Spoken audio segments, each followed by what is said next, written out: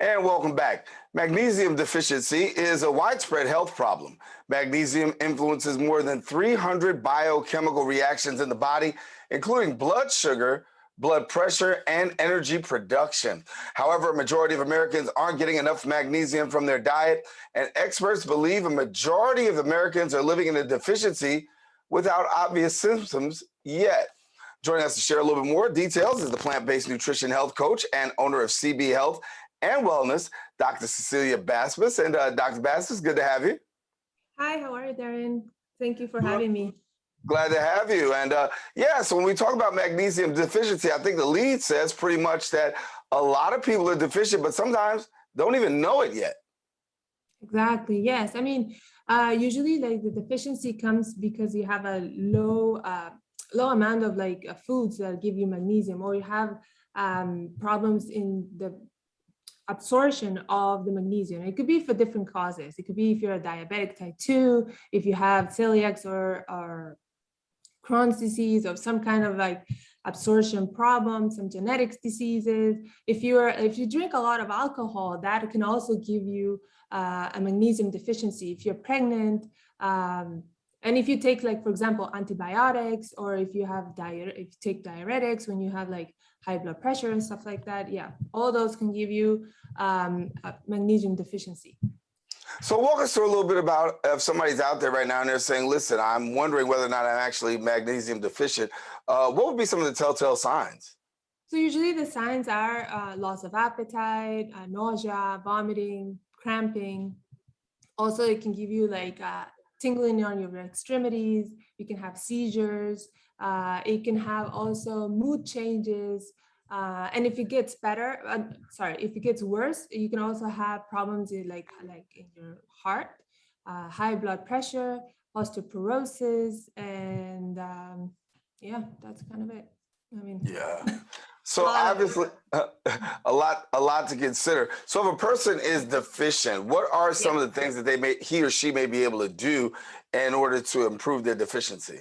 A lot of doctors will give you some supplements just to make it easier, but I mean, it could easily be fixed if you have a good diet. So high amounts of magnesium come from nuts, for example, almonds, cashews, walnuts, peanut butter. All the peanuts have high amounts of magnesium, or all the greens, for example, kale, collard greens, spinach, all of the black beans, all the beans in general, but especially black beans are the ones that have high amounts of magnesium. Also, for example, whole wheat also gives you high amounts of magnesium. Rice, potatoes, avocado, but those you have to be really careful if you have diabetes type 2, because it also increases the amount of sugar in your body. And for example, what else? The cereals I said. Oh, and if you eat meats, fish, fatty fish can also give you high amounts of magnesium, and chicken breasts. I was not suggested, but yes. Yeah. And it causes this inflammation in the body. Can you give us a little bit more about how that inflammation actually affects people? So first of all, you have to understand that inflammation comes from certain foods, right? For example, all the refined carbohydrates, for example, your breads and pastry gives you a high amount of inflammation. Highest amount of sugar gives you inflammation. Alcohol gives you inflammation. Dairy gives you inflammation, and all the meats gives you inflammation. So I mean, you would think, wow, there's nothing else I can eat, but there's still things there's a lot of things that you can still eat. Those, they give inflammation in your stomach. For example, you have bloating, your intestine will get all swollen. It also helps when it gets worse when you have arthritis or osteoporosis. So you'll have a lot of pain in your joints. So how do we improve this? Simple. You have to eliminate all the animal products, right? All the red meats and processed meats, also the dairies and alcohol and sugary drinks, right? But if you have a diet that has high amounts of greens, like the other one, when you want to have magnesium, right?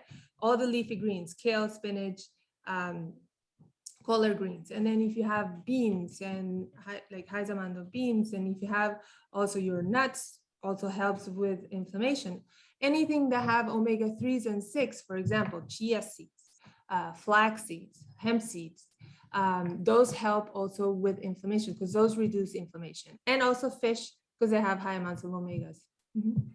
So you got somebody out there watching right now saying, listen, I want to know more about this. How do I go about finding out what's the process and finding out what my magnesium levels are? So I would definitely like have a consultation with your doctor and have I would definitely have like a blood test to see what are your amounts of magnesium, because it also has to be related. I mean, if you have a blood test, they would see the amount of magnesium, and also if you have your calcium and potassium is low, because low amount of magnesium also affects those. So you have to like see all your blood levels to see what's going on. Yeah, basically a blood test. Is there a gender that is more specific when it comes to having this magnesium deficiency, male, female?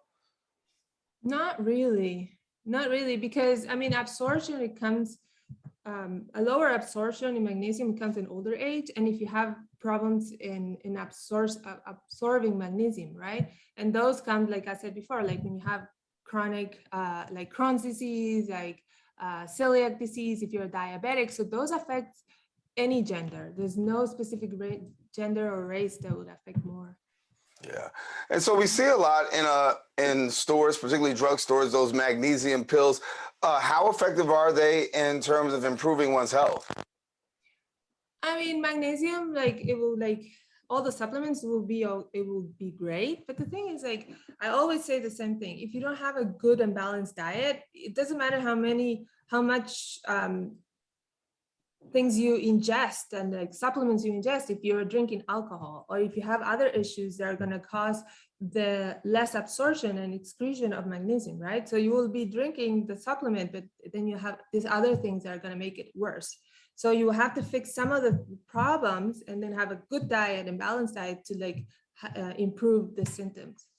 So really the best way to do it is having a better diet is the best way to really conquering this issue. Exactly. Simple as that.